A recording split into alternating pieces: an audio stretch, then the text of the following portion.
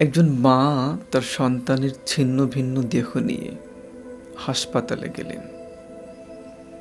এরপর ডাক্তারকে বললেন যে, ডাক্তার সাহেব,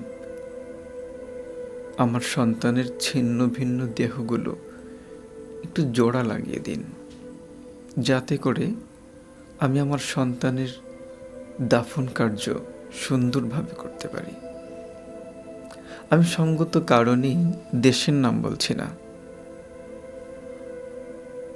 একই দেশের আরও একটা গল্প বলি।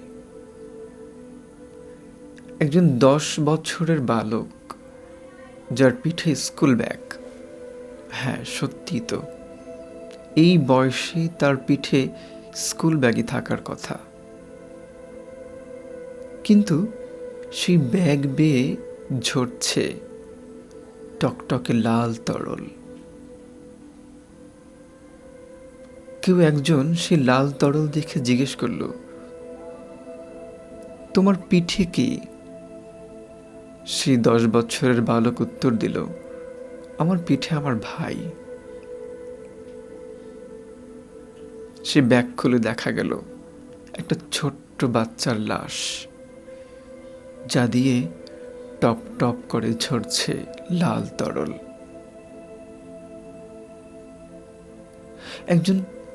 একজন সন্তান তার বাবাকে বলেছিল, বাবা আমি বিস্কুট খাবো। সেই রাতে তার বাবা তার জন্য বিস্কুটের ব্যবস্থা করতে পারেনি। সেই সন্তান সকাল আর ঘুম থেকে জাগেনি।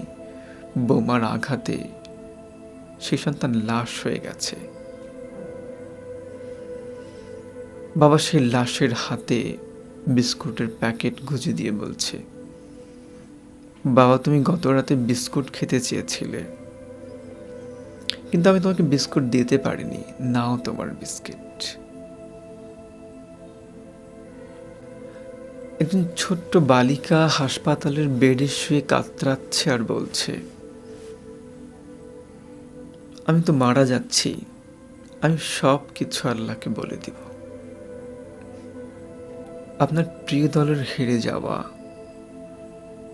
প্রিয় ফুটবলারের গোল মিস করা, প্রিয় ক্রিকেটারের শূন্য রানে আউট হওয়া, আপনার ভিতরে যে তীব্র দহন সৃষ্টি করেছে, এই ঘটনাগুলো যদি আপনার ভেতরে এর চেয়ে বেশি দহন, হাহাকার, হতাশা সৃষ্টি না করে, তাহলে বুঝতে হবে সামথিং রং।